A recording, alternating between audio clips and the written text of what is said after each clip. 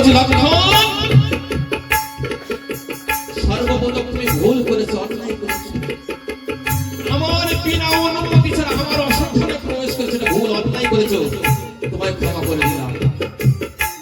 শোনো লক্ষণ ঠাকুর, এত সময় মায়ের সঙ্গে যেসব কথাগুলো বললাম, তুমি যেন তোমার দাদা রামচন্দ্রকে যেন বলতে চেয়েছো। কেন? আমি দাদার কাছে কখনো মিথ্যা কথা বলিনি, এখন বলতেও পারবো না। আমার জন্য এইটুকু মিথ্যা কথা তুমি বলতে পারবে না?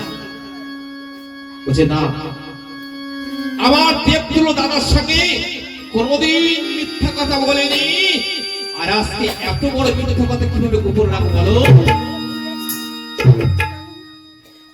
তাহলে এই শক্তিশালী হবে তোমার অবধারিত মৃত্যু। লক্ষ্য করছে রাবণ, আমি সত্যের জন্য জীবন দিতে রাজি, কিন্তু মিথ্যা কথা আমি মিথ্যা আশ্রয় নিতে পারবো না। জয় জয় রাম কৃষ্ণ হরি হরি।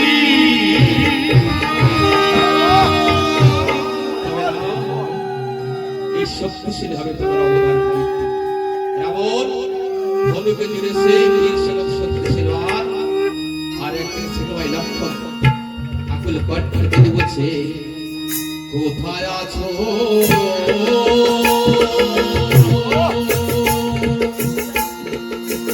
খবর রূপদিয়া,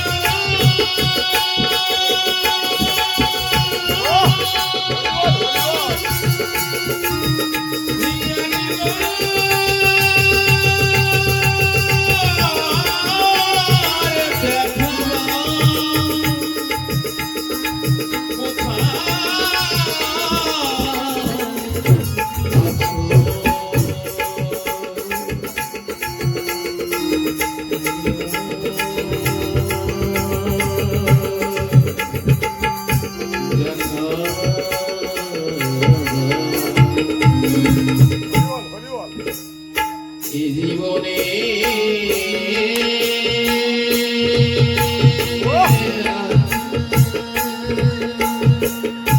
তোমার সনে বুঝি আর আমার দেখা হলো না,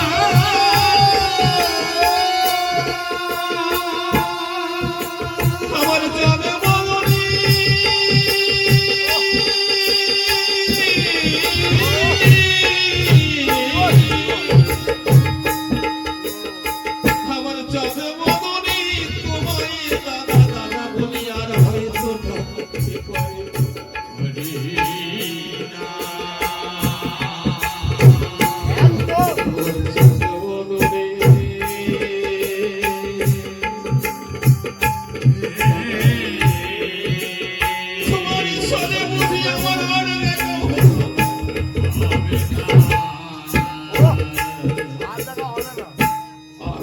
তোমার সাথে আমার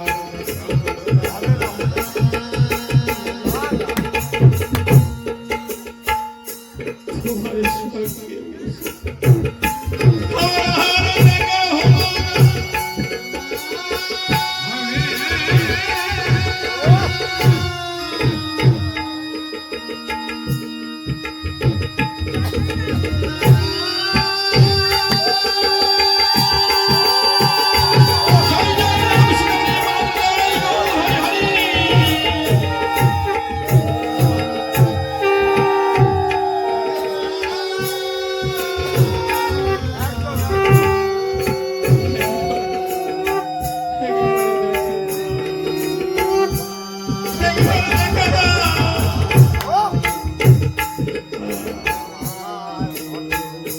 আমার চাঁদের মদনে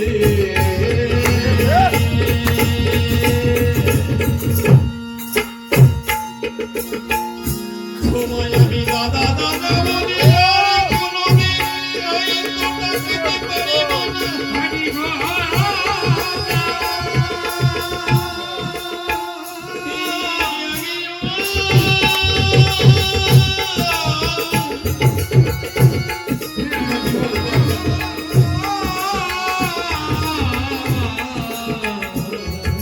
লক্ষণে আকুল কণ্ঠ থেকে শ্রবণ করেছে ভগবান রাম।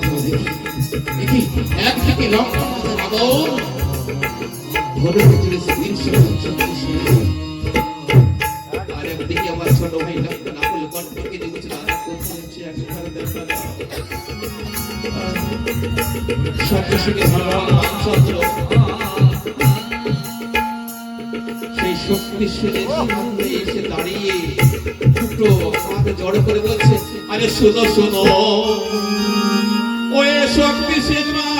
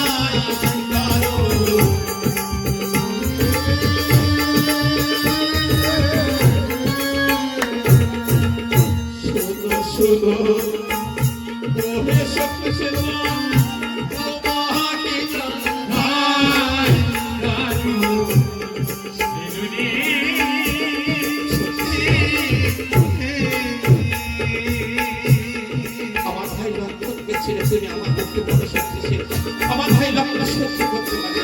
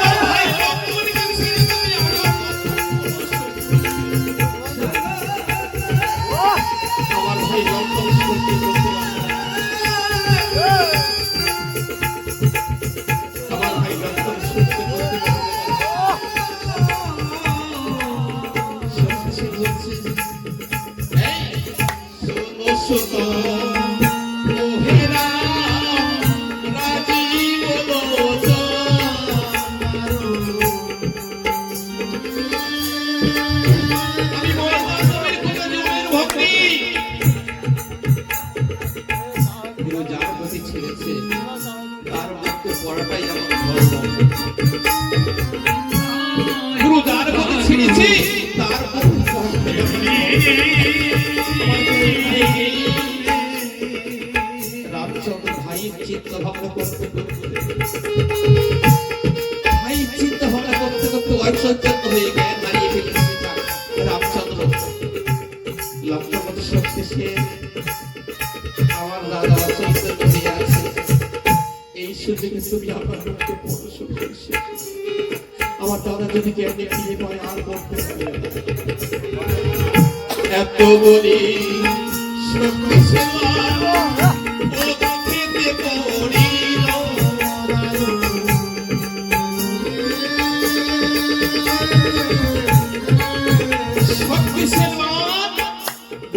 ধারণ করে ধুলাই লুকিয়ে আছে ঠাকুর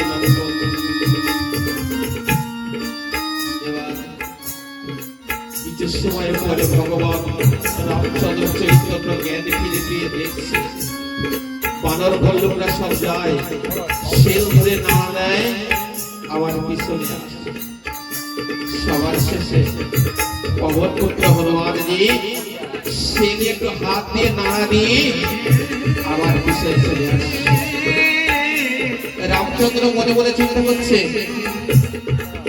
আমার বিপদের কারণে হনুমান সেই কেমন পারল আমার বিপদের কারণে হনুমান সেই কেমন ফিরে এসেছে আর কেউ পারবে হনুমান যখন ফিরে এসেছে প্রভু রামচন্দ্র বলছে হনুমান আমার ভাই লক্ষণের পক্ষ তো সে উদ্ধার করতে পারবে না বাবা